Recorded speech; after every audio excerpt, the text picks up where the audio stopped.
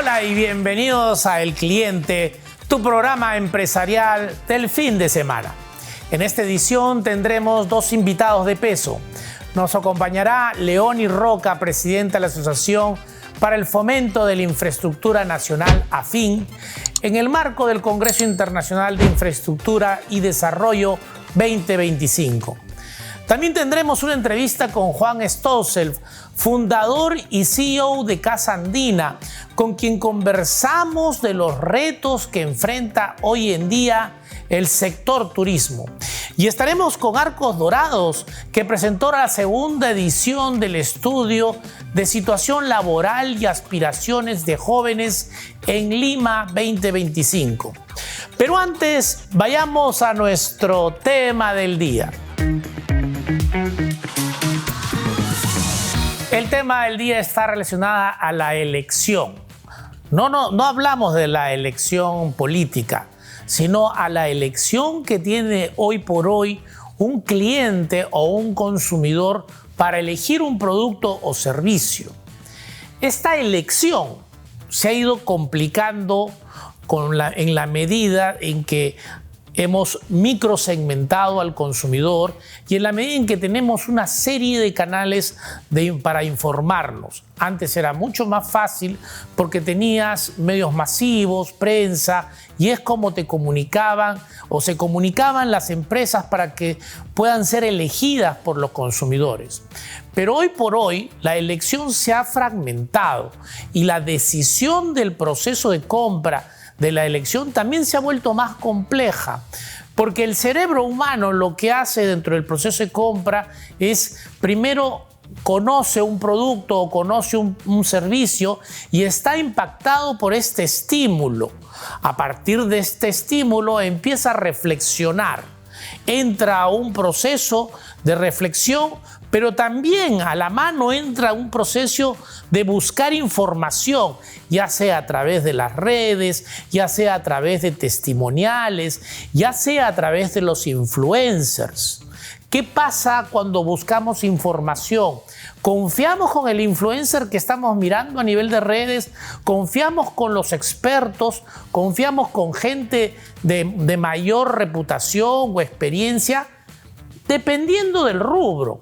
Si claramente yo voy a buscar información con respecto a cuál es la mejor dieta ahora que ya se viene el verano o cuál es el mejor gimnasio donde todo el mundo se quiere poner en forma, buscará nutricionistas o buscará personas que definitivamente nos puedan dar una mayor información para poder tener una mejor selección.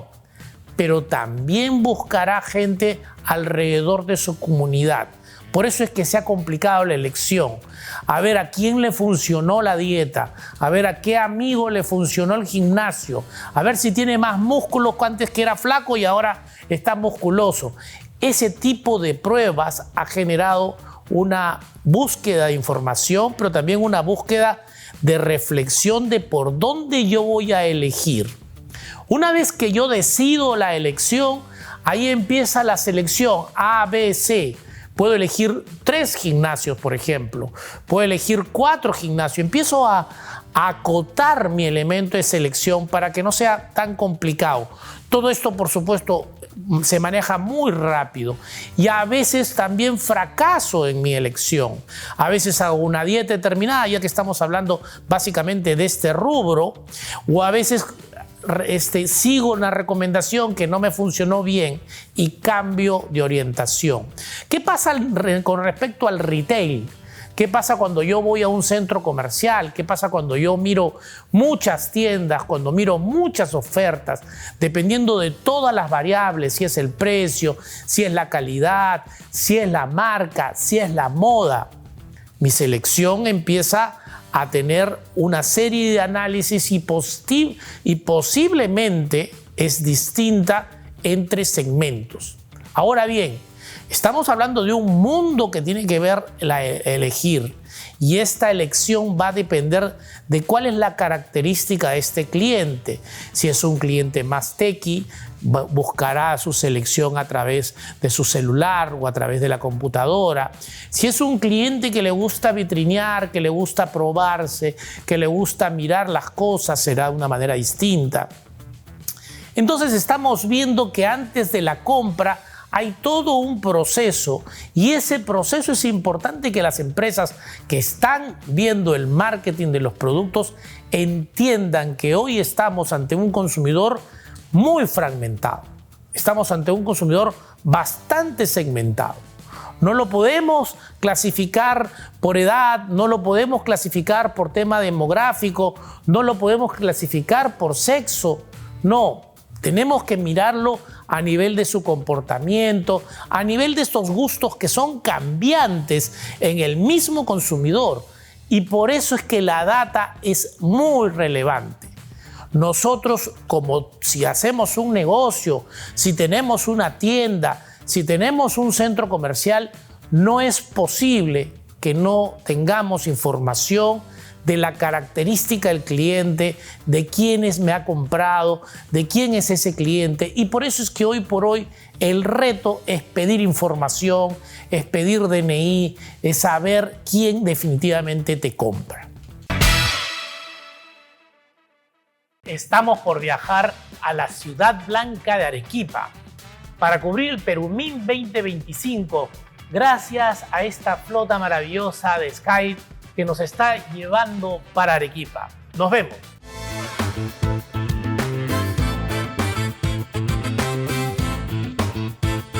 Ya van a ser casi 3 años que te hice la primera entrevista. Aunque parezca mentira, ya estamos con el cliente en Canal N ya casi 3 años. ¿Cuánto hemos avanzado después de esa entrevista que te hice? No me acuerdo la fecha exacta, no sé si fue pasando el gobierno, ya había hecho el autogolpe. Sí, ya había habido el autogolpe. El autogolpe, con lo cual tuvimos pues estos problemas de seguridad tremendo, imagen en el suelo, 28 advertencias de viaje, turismo extranjero 0. Y eso fue, este drama comenzó en diciembre del 22. Que no solamente nos chocó la pandemia, sino esta fue una pandemia peor todavía. Claro, los 18 meses de gobierno de Castillo fueron dramáticos porque se le ocurrió prohibir promocionar el turismo en el extranjero, ¿no? Y ahí hace un golpe de Estado, muy bien orquestado, porque se trata de tomar todos los principales aeropuertos del sur, con lo cual genera pues, un problema de seguridad terrible, imagen muy mala. Y eso termina en el 23, ¿no? Después de eso, el 23 fue un año muy malo en turismo. El 24, obviamente, con una base tan baja, hubo un crecimiento importantísimo, ¿no? Claro. Y en el 25 se esperaba un crecimiento importante, ¿no? Pero el 25 hemos tenido un crecimiento muy reducido. Vamos a crecer 4%, ¿no? Todavía con muy cifras lejos de la muy lejanas del 2019. 2019, solamente para recordar, tuvimos 4.4 millones de turistas. Este año vamos a cerrar con 3.4, 1 millón de turistas menos, ¿no? Terrible.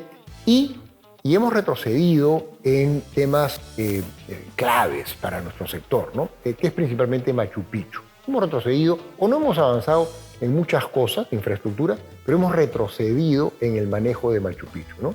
Por pésimas gestiones, por populismo, por lo que heredamos también de la ex ministra de Cultura, Betsy Chávez, ¿no? Que entregó estas entradas, 25% de las entradas aproximadamente para ser vendidas de forma directa en Aguascalientes, en Machu Picchu Pueblo.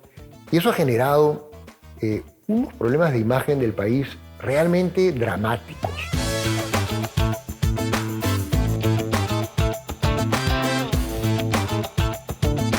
Ahora, desde nosotros, desde el sector privado, ¿qué podemos hacer si es que definitivamente el Estado está con gente bastante incapaz?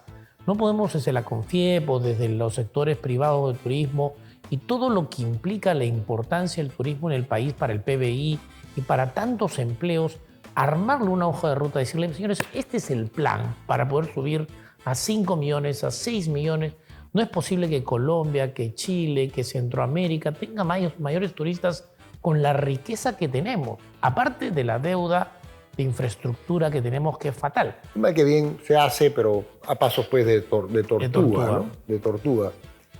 Sin duda, el sector privado tiene bastante claridad en lo que hay que hacer, ¿no? De hecho, desde COMEX, constantemente, y desde la Cámara de Turismo de Cusco, constantemente exponemos ¿no? estos 4 o 5 temas absolutamente importantes para poder crecer. Porque si no hacemos nada, si no hacemos cosas distintas, vamos a seguir creciendo seguramente lo mismo, 4%, a tasas de 3%. Y vamos a regresar al 2019 pues, en varios años 10 más, años. ¿no? Y tú has mencionado algo bien importante, ¿no? El Perú está realmente en la cola. O sea, hoy día nos ganan prácticamente todos los países de Sudamérica en cuanto al turismo. Yo hace unos años hice Camino Inca y la verdad es que aparte de lo hermoso que puede ser esa experiencia, pero también es desastrosa la infraestructura que pueda haber. El tema de los baños, el tema de las carpas, de dónde te quedas. Es terrible. Cuando tú haces una excursión en otros países, pues hay todo un trabajo tremendo de dónde te quedas, qué te alimentas, cómo es. Y la verdad es que durante tantos años tenemos un problema de infraestructura y de organización, ¿no? El Estado es muy malo, ¿no? Machu Picchu genera más de 250 millones de soles al año y el Ministerio de Cultura no puede tener los baños limpios en el Camino Inca. Silos, ¿no? Silos. O sea, entonces, bueno, eso es algo que tenemos que cambiar. Pues. Por eso, la gobernanza que tienen que ser, porque tienen que técnica, por supuesto, ¿no? Y tienen que participar, por supuesto, los distintos ministerios, la región, las municipalidades, pero tiene que haber alguien que corte la torta. El único que sabe de turismo, estamos hablando de una entidad de gobierno, es el Ministerio de Comercio Exterior y Turismo. El resto no sabe de turismo y lo demuestran todos los días. Y quiero, antes de pasar, yo sé que se nos acaba el tiempo, es importantísimo, un tema gravísimo que tenemos que sacar. ¿Por qué? Porque hoy día el Ministerio de Cultura, responsable de la venta de las entradas, no está vendiendo entradas para el próximo año. Y no lo va a hacer hasta diciembre. Antes no había tanto problema porque no teníamos esa pésima imagen de que primero tenías que comprar tu entrada antes de planear tu viaje a Cusco, ¿no es cierto?, a Perú. Hoy día el mundo entero, gracias a la inoperancia, saben que si tú no compras tu entrada, no compres tu viaje, tu boleto. Claro, siendo una maravilla del mundo. Claro, por si acaso, el Ministerio de Cultura no está vendiendo entradas para el próximo año. Entonces, ¿qué significa eso? Que si tú estás organizando, tú vives en cualquier parte del mundo y estás organizando tu viaje para algún destino del próximo año, y dices, oye, vamos a Perú, perfecto. Pero ojo, primero compra las entradas, ¿ah? Entonces, ya, vamos a comprar entradas. No hay entradas. Entonces, ya no vamos a Perú, pues vámonos a Guatemala, ¿no? Claro. Bueno, o sea, aquí en solo juicio el Ministerio de Cultura no entiende todavía, no tiene capacidad de entendimiento y no va a vender las entradas hasta diciembre. Y en diciembre va a vender solamente entradas para los primeros 2 o 3 meses. Entonces, contra eso tenemos que luchar todos los días.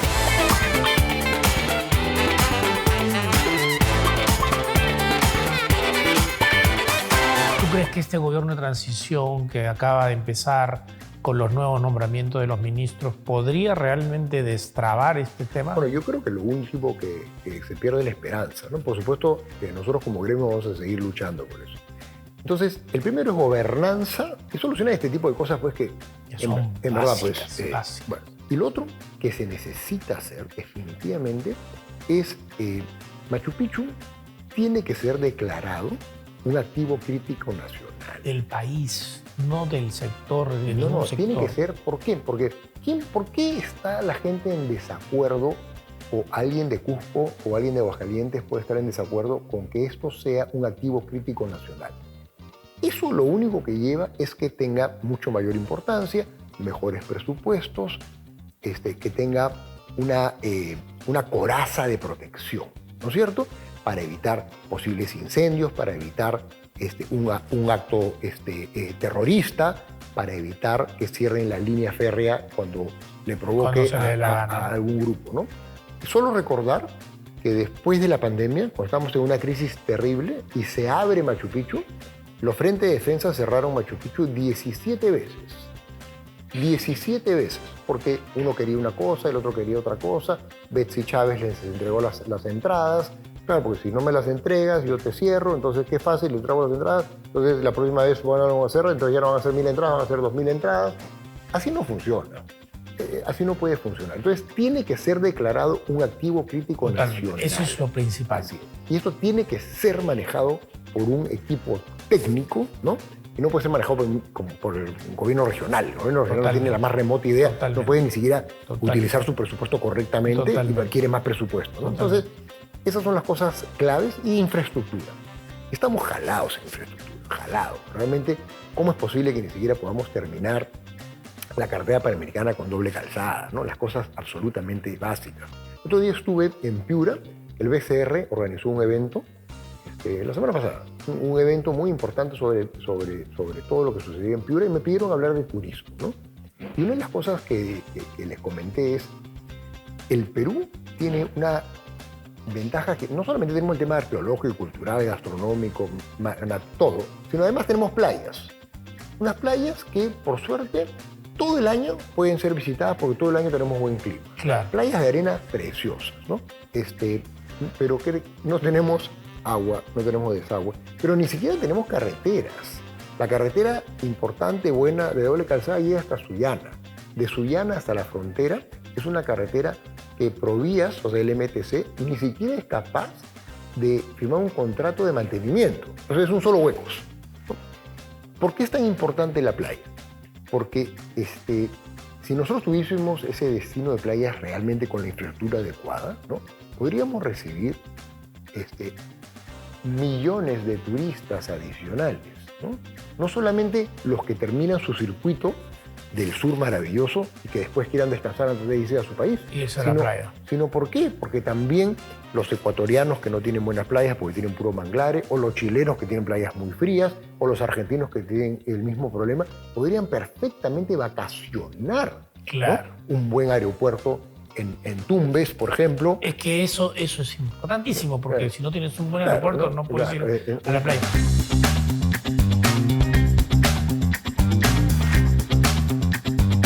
Se nos ha quedado pues un montón de zonas de la región, ¿no? Por ejemplo, cuando vas a Huaraz, con estos nevados y estas lagunas, también no tenemos la infraestructura necesaria para estas zonas, este sitio, la selva.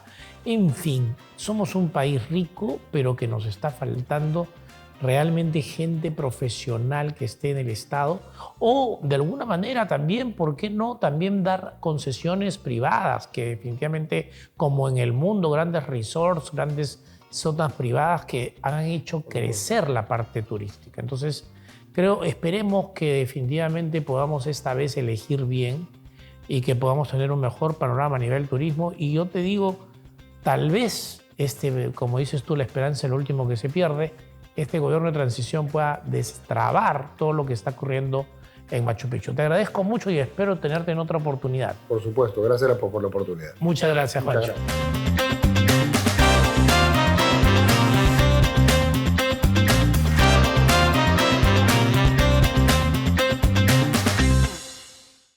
Y ahora vamos a conocer las noticias y movidas del mundo empresarial. Crocs celebra el Croctober con una campaña junto a los hermanos J-Pen. La marca de calzado combina su estilo divertido con el ritmo de la cumbia peruana. Como parte de la campaña, Crocs realizará activaciones en centros comerciales y contenido digital durante todo octubre, promoviendo la autenticidad y la identidad local. Movistar lidera las redes privadas industriales en el Perú. El 85% de las principales mineras utiliza su tecnología para operar con mayor seguridad y eficiencia. Estas redes mejoran la productividad y permiten integrar procesos de automatización y realidad aumentada. Movistar Empresas amplía este servicio hacia sectores como puertos, logística y agroindustria. Apuesta Total apoyará a Regatas, San Martín, Círculo, Géminis, Universitario y Alianza Lima equipos de la Liga Peruana de Vóley. Con esta acción, la marca reafirma su compromiso con el crecimiento del vóley nacional. Los patrocinios también incluirán presencia en camisetas, contenido digital y experiencias para los hinchas. Rodolfo Opi Sattler, de la mano de Perú Pharma, presentó en Lima los vinos de la mascota Vineyards, fortaleciendo su presencia en la región. La mascota Vineyards está presente en más de 35 países y se consolida como una de las bodegas argentinas más prestigiosas del mundo. Vámonos a un corte y al regresar tendremos a Leonie Roca, presidenta de la Asociación para el Fomento de la Infraestructura Nacional AFIN, en el marco del CIT 2025, para hablar de infraestructura y desarrollo. Ya regresamos.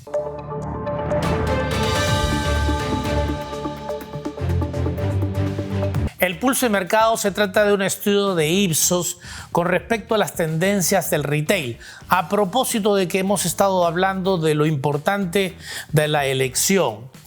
Y uno de los elementos que dice este estudio es que, por ejemplo, el tiempo es oro. Es bien importante entender que el consumidor también va cambiando y que el tiempo es oro.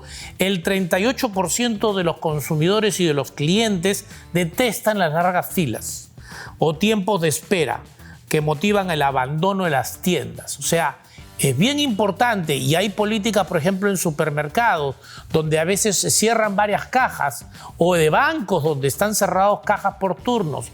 Pero ahí tiene que haber un supervisor que en el momento en que tú mires que la cola pasan de 3 personas, aperturas otra caja y aperturas otra caja, de manera en que la cola definitivamente o la fila no sea realmente una incomodidad como para poder abandonar.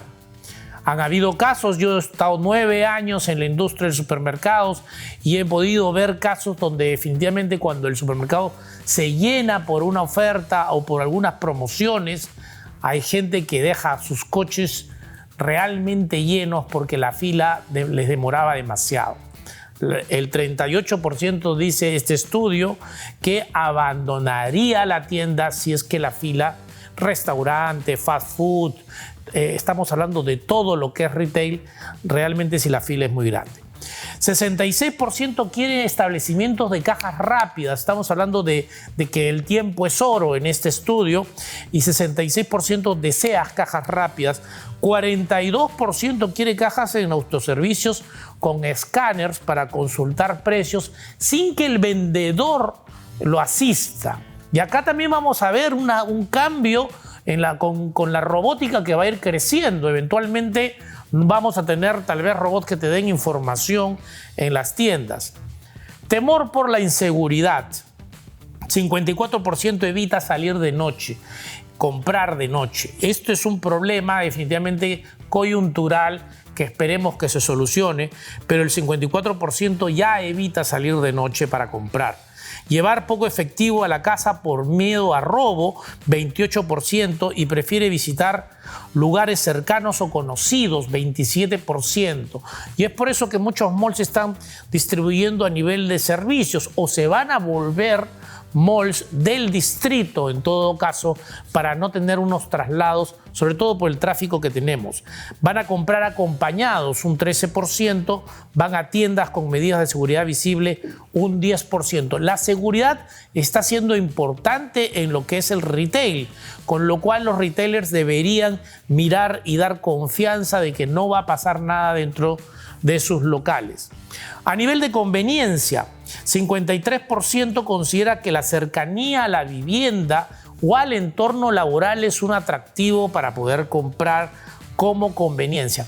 Por eso está esta afluencia de los Tambo, o está la influencia de los Oxxo, o también los markets de los grifos, porque en la medida en que tenga una cercanía me genera un mejor elemento de compra.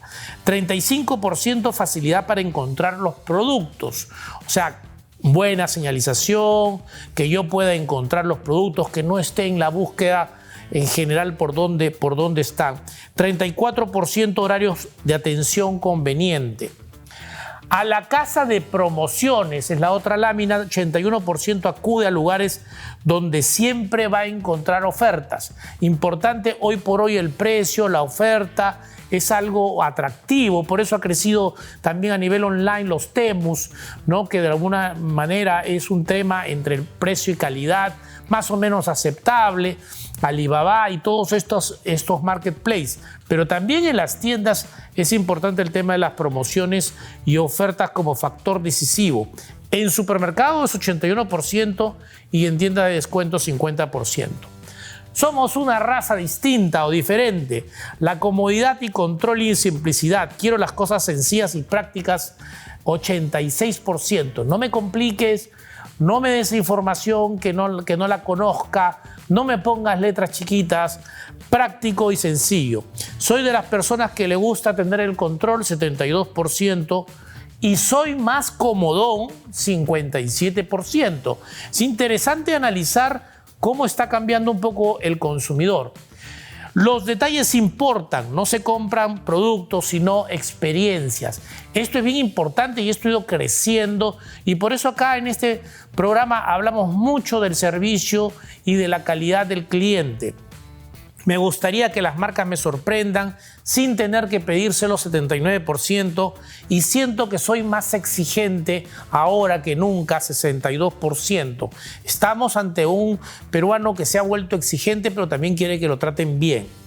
Y para terminar, el 82% le parece importante recibir asesoramiento de tienda, dependiendo, por ejemplo, del producto. Ahora, por ejemplo, el retail a nivel de cosmética, a nivel de cuidado de piel, a nivel de pastillas, vitaminas, los Aruma y todos los dermotienda, etcétera, etcétera, tienen asesores, y asesores para la piel, asesores para las cremas, para los fotoprotectores, y es 82% considera. Le gustaría contar con un asesor de imagen, 63%, un abogado, 49%, un médico de cabecera, 49%, y un financiero o contador, 43%. La asesoría se valora sobremanera. Interesante este estudio de Ipsos con respecto justamente a lo que hablábamos en el tema del día, que tiene que ver con la elección y las 8 tendencias del retail. Vámonos a un corte y retornamos aquí en su programa El Cliente. Este bolso fue elaborado por una de las empresas creadas gracias a Impulsarred. Para su confección se reutilizaron uniformes en desuso de Refinería La Pampilla y estaciones de servicio Repsol. Impulsarred es un programa que nace de la mano de Repsol y en su primer año impulsó la creación de 52 negocios sostenibles en Ventanilla, Ancón, Santa Rosa, Ucayama y Chancay. Sigue a Impulsarred en sus redes sociales para conocer más.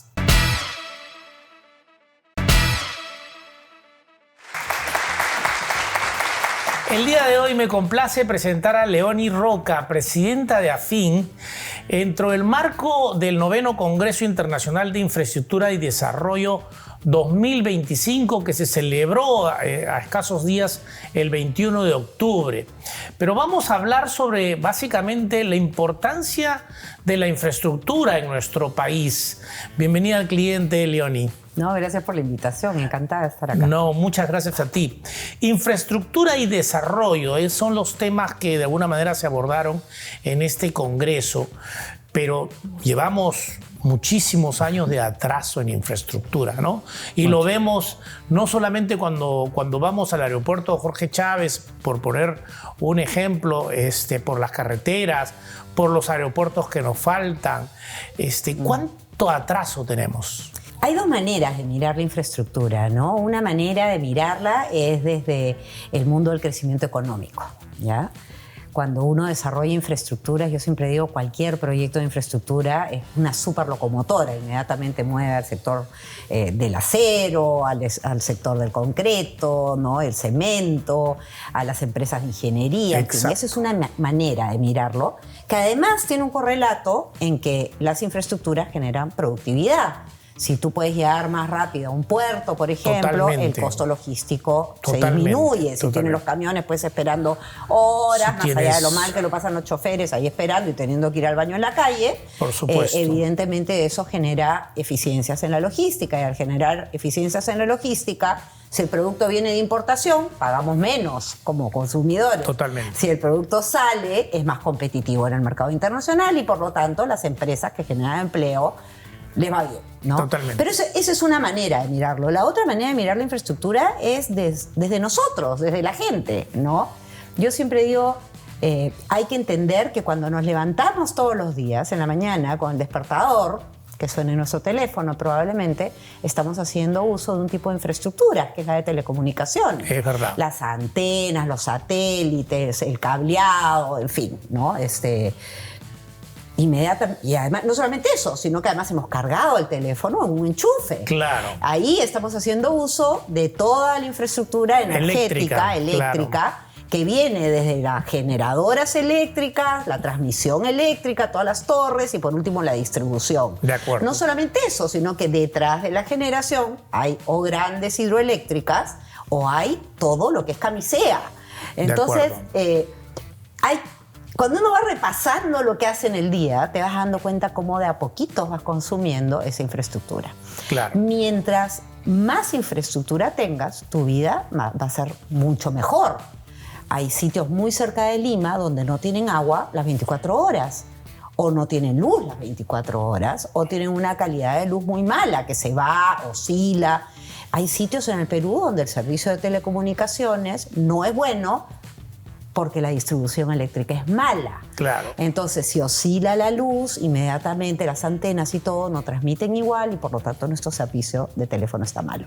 Entonces, lo mires desde donde lo mires, tener cerrada la brecha de infraestructura y tener servicios públicos que se montan sobre infraestructuras, lo que hace es que nuestras vidas sean mejores y nuestra economía despegue y por lo tanto tengamos más empleo, mejores costos y todo lo demás. Por eso es que los grandes planes, el plan Marshall en Estados Unidos, Biden anunció un mega plan de infraestructura, porque la infraestructura es como un disparador, ¿no? ¡Pum! Claro. Hace que explote todo, ¿no? Ahora, ¿cómo hacer o qué es lo que desde AFIN ustedes están viendo? Tal vez el tema de obras por impuesto, tal vez un tema de infraestructura también de alguna forma vinculada, no necesariamente al Estado, sino tal vez más al sector privado, pero con todos los elementos y reglas que no genere todo esto que ha habido de corrupción terrible. Terrible. Quizás dos ideas, ¿no? La primera es que cuando uno hace la autopsia de lo que pasó con la Bajato, el Club de la Construcción y todo lo demás, en realidad lo que pasó es que sacamos al mercado proyectos impulsados por una parte y sin suficiente evaluación. Y por eso es que proyectos que debieron costar 400 millones costaron 1.200. Y para pasar de 400 a 1.200 hubo cosas que no debió haber, ¿no? Entonces, una primera lección que se extrae de este episodio tan penoso de la vida nacional, penoso por llamarlo algo suavecito, ¿no? Una primera lección aprendida es que hay que tener los proyectos bien hechos antes de lanzarlos al mercado y no engañarnos cuando nos dicen, ay, vamos a hacer un tren de Tacna a Tumbes. Ese proyecto ni siquiera lo han... O sea, se le ocurrió al ministro. Claro, ¿Me explico? O sea, ¿cuánto toma hacer la ingeniería suena muy de bonito, eso? ¿no? Como cuando los discursos discursos políticos, ¿no? Pero ¿cuántas veces nos los han anunciado, además? Entonces, claro. Empecemos a ser serios con esos anuncios, ¿ya? Entonces, ese es un primer tema. En la autopsia también de lo que pasó en la Bajato y lo que pasó después con el fallecido, ¿no? El Perú fallecido por la corrupción, lo que encontramos es que la respuesta fue terrible. O sea, en lugar de agilizar procesos penales, meter presos a quienes tienes que meter presos y empezar a manejar mejor tus proyectos, lo que hicimos fue Trabar. Trabemos mil fulanos que operen, que opinen. Todos opinan sobre lo mismo. Tramitología al máximo, burocracia al máximo. Y que la Contraloría controle todo. Exacto. Bueno, entonces eso genera una inacción total. Hoy día, ¿quién se atreve a ser funcionario público? Totalmente. Hoy día, lo que viene pasando los últimos 10 años es que, en el caso de educación, por ejemplo, me parece que hemos invertido como 80.000 millones de soles en infraestructura educativa. Y cuando digo hemos, digo el Estado ha invertido. Por supuesto, ¿ya? el país. ¿Sabes cuánto se ha cerrado la brecha? Cero. Y lo mismo ha pasado en salud, y lo mismo ha pasado en carreteras. O sea, invertimos y no se cierran las brechas. Todos los años empezamos a hacer como 13.000 proyectos de inversión, pero 10.000 y tantos los paralizamos o a medio hacer o ni bien han empezado. Es decir, esto es como que empieces a cocinar 10 recetas. Sí, claro. ¿No? Y de las 10, 9 las dejas a medio hacer y terminas una. Entonces hay un montón de dinero que se está quedando ahí tirado en infraestructuras que no están sirviendo. ¿Qué está pasando en el país? Esto es una cuestión de criterio, de dos dedos de frente. ¿Por qué no podemos hacer un plan de futuro, de hacer una ciudad distinta? No solamente Lima, porque el resto del Perú, imagínate, peor. ¿Cómo está Cajamarca? ¿Cómo está Cusco mismo? Machu Picchu, que hace poco también hizo una entrevista sobre el tema turístico. Entonces, ¿qué nos falta? ¿Cómo AFIN desde tu presidenta puede plantear algo en la cual se pueda generar algún consenso? A ver, nosotros hemos venido haciendo un montón de estudios para mapear dónde están los huecos, ¿ya? Ahora, la definición de por qué empiezas, a qué le das prioridad, en fin, es una definición más política, le toca a los políticos. Nosotros le damos el insumo para que ellos, y hacemos congresos como el que hemos tenido esta semana, que hemos tenido, que ha sido en muy donde interesante. Justamente suscitamos este tipo de conversaciones, ¿no? El problema es que si tú miras la tubería de un proyecto, de cualquier proyecto de infraestructura, tú empiezas planificando, después esa planificación. Y planificar significa mapear y priorizar, ¿no? Una vez que priorizas, te pones a hacer lo que yo digo, estar listo para entrar al mercado. Te pones a hacer ingeniería, todo lo demás, y lo haces bien. En el Perú nosotros invertimos en ingenierías más o menos el 2.7% del proyecto, ¿ya? En Chile invierten casi el 7%. El proyecto está mucho mejor hecho. Acá es por precio, pues entonces cualquier cosita, baratito, más bonito. Claro. El problema es que después lo licitas y está mal hecho. Claro, y además empiezas con las adendas, a la final el precio fue a 1 y termina en 10. Totalmente. Entonces, todo el proceso hay que limpiarlo, pero hay que empezar con el tema de la planificación.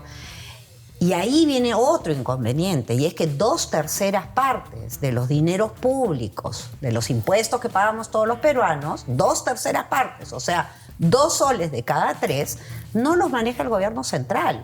Los manejan los gobiernos regionales y los gobiernos locales, las municipalidades. Y ahí estamos hablando de más de 2.000 municipalidades entre provinciales y distritales, y de los 25 gobiernos regionales, que ninguno articula con ninguno, porque además, como no tenemos partidos políticos, tenemos un montón de gente que se representa a sí misma. Claro. Entonces, cada uno tiene su pet project, como se le llama, ¿no? Su proyecto mascota, ¿no? Entonces, este quiere hacer tal cosa, el otro. Y encima el gobierno central lo que prioriza no lo mete en presupuesto, porque después vienen las negociaciones políticas con el Congreso. Típica, lo escuchamos todos los días en las noticias, ¿no? El congresista tal está negociando que le adelanten este proyecto, ¿no?, de su región a cambio de votar en favor de tal cosa. Lo hemos visto una y otra vez. Toda una negociación. Entonces, incluso si planificas, no lo pones en presupuesto, y al no ponerlo en presupuesto no existe. Entonces hay que ordenar ese proceso de una manera totalmente distinta y hay que priorizar. Yo recuerdo cuando Kuczynski candidateó, él hablaba de que la prioridad iba a ser el agua, por ejemplo. De acuerdo. Ese tipo de conversaciones, bien, mal o regular, no estoy juzgando a Kuczynski, pero me parece súper relevante cuando tú tienes, y eso es una cosa que es un reto para todos nosotros como votantes en estas elecciones, es qué nos van a ofrecer y no dejar que nos ofrezcan tonterías, ¿ya? No nos enamoremos de un tren que va a costar lo que va a costar ponerle agua a todo el Perú, ¿ya? Ese tipo de cosas. Claro. Entonces, pensemos en lo bueno que es cuando viene un candidato o candidatos al Congreso o un candidato a la presidencia o a los gobiernos regionales, cuando escuchemos gente que nos ofrece cosas que son sensatas y no miles de cosas, pocas que se pueden hacer y que son sensatas y que le hacen bien a la gente. Agua es un tema fundamental. En un país con los niveles de anemia que tenemos nosotros, hay que entender que la mitad de los chicos que tienen anemia es por un tema de condiciones sanitarias, porque no tienen agua o no tienen desagüe. Leonie, te agradezco muchísimo. Lamentablemente el tiempo en televisión es un poco cruel. Creo que hay mucho por hacer, pero me atrevo también a ver si es que desde AFIN se pueda comunicar todo lo que me estás comentando, porque es importante que las próximas elecciones votemos bien, para no quejarnos como nos quejamos, porque finalmente la democracia es ejercer el voto y el voto de cada una de las personas vale igual, con lo cual necesitamos que todos informen bien y es todo esto que tú mencionas a nivel de propuestas. Es importante que organizaciones como AFIN lo vislumbren ahora en las redes y que uno pueda revisar quién es un demagogo que no va a poder hacer un proyecto como el que promueve y quien realmente sí tiene las cosas claras. De acuerdo. Muchas gracias, Leonie, y un placer tenerte acá en El Cliente. De nada, gracias por la invitación. Quiero agradecer a la Universidad San Ignacio de Loyola y a los alumnos de la Facultad de Comunicación por encargarse de la producción de este programa. Si tú quieres ser un comunicador 360 y formar parte de esta experiencia, estudia en USIL. Y en nuestra ya conocida sección eventos, estuvimos en la presentación de la segunda edición del Estudio de Situación Laboral y Aspiraciones de Jóvenes en Lima 2025 de Arcos Dorados, Perú, el operador independiente de McDonald's más grande del mundo y uno de los principales generadores de empleo en Latinoamérica. Veamos la nota.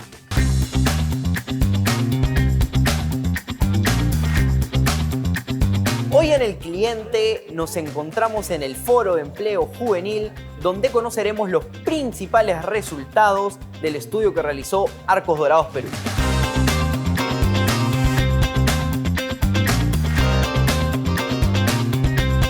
¿Cuál es la motivación que tiene la empresa, Arcos Dorados, para poder realizar estos foros de empleo juvenil y de repente qué visiones tienen? Para nosotros es muy importante tomar una parte activa en lo que es la generación de empleo formal para los jóvenes. Y eso es lo que nos ha llevado desde el año pasado a tomar esta iniciativa, que es una iniciativa de mediano-largo plazo, donde queremos convocar a diferentes actores que nos permitan armar un plan estructural para poder generar de manera continua en los próximos años un incremento del empleo juvenil.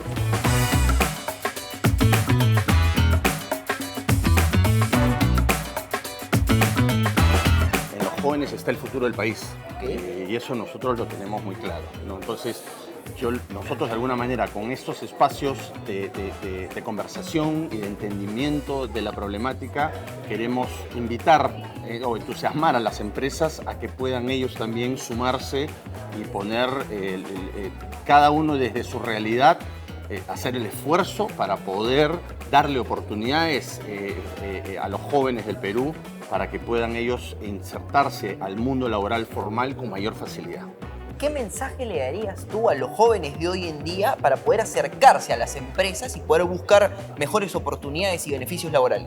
Tienen que hacer un esfuerzo grande en capacitarse, en formarse. Hay distintas formas de hacerlo.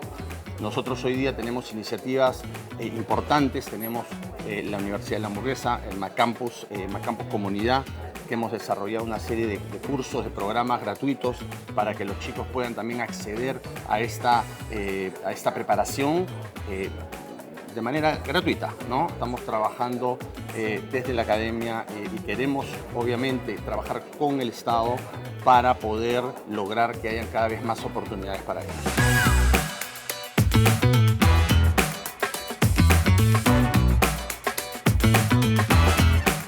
Hablando acerca del Foro del Empleo Juvenil, ¿cuáles son los principales resultados que he encontrado, en este estudio? Empezamos preguntándole a los jóvenes cómo ellos enfrentaban su inserción en el mercado laboral.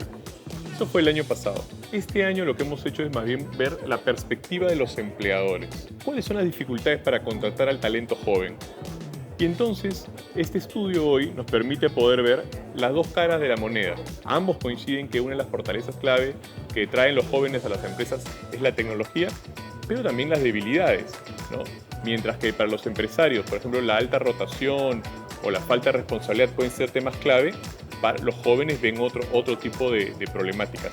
Y esto además yo creo que se siente que los jóvenes tienen menos habilidades blandas y los jóvenes también muestran que tienen menos confianza en sí mismos.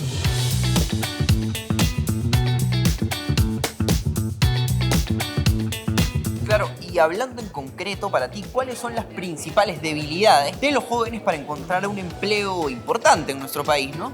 Cuando se lo pregunta eso a los jóvenes, lo que los jóvenes normalmente responden es hay un tema de capacitación y un tema de experiencia. Es un tema bien importante eso, ¿no? Porque es complejo exigir experiencia cuando ellos en realidad no, digamos, es su primer empleo. Claro. Entonces, ese es un poco el lado de los jóvenes.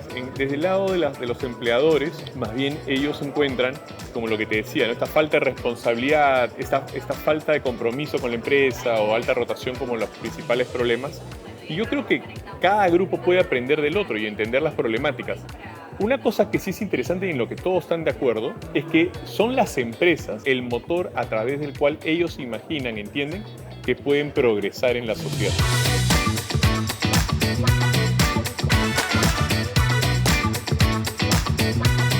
¿Qué mensaje le podrías dar a los jóvenes, ¿no? Que están de repente buscando un empleo? Precisamente en aquellas áreas donde los empleadores encuentran que hay problemas, es una oportunidad para ellos, ¿no?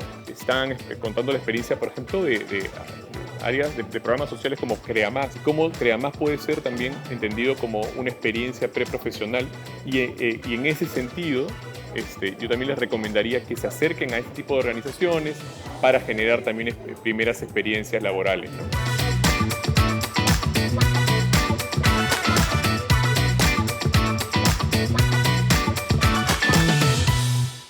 Hoy nos encontramos en un propósito común y transformando nuestro país junto a la Escuela de Posgrado de la UTP. Una propuesta de valor clara del Grupo Intercorp para construir juntos el país que deseamos, en el que queremos que nuestras metas y sueños se hagan realidad. ¿Y tú, te atreves a soñar y crear tu futuro junto a nosotros? Se nos acabó el tiempo. No quiero terminar este programa sin antes recomendarle, como siempre, es nuestro estilo, un libro que puede ser muy interesante y también nos da unas pautas de cómo debe comportarse alguien que esté metido en el marketing y en el marketing político. Se llama Marketing Político 2.0. ¿no? De Manuel Alonso y Ángel Abel, lo que todo candidato necesita saber para ganar las elecciones. Ahora, interesante este libro porque una de las cosas que básicamente pregona es una incidencia en debates y entrevistas. Yo lo que creo es que las opiniones y las ideas se deben debatir. Los medios de comunicación tienen que generar debates, pero alturados, ¿no? Sin ofensas y restar un poco el tema de la violencia. Pero hay que debatir, hay que mirar las ideas, hay que mirar los planteamientos, tal vez más que nunca para poder elegir convenientemente. Nos vemos el próximo sábado a las 7 de la noche, con repetición los domingos a las 11 de la mañana y 11 de la noche, y también por todas nuestras redes sociales, aquí en su programa El Cliente.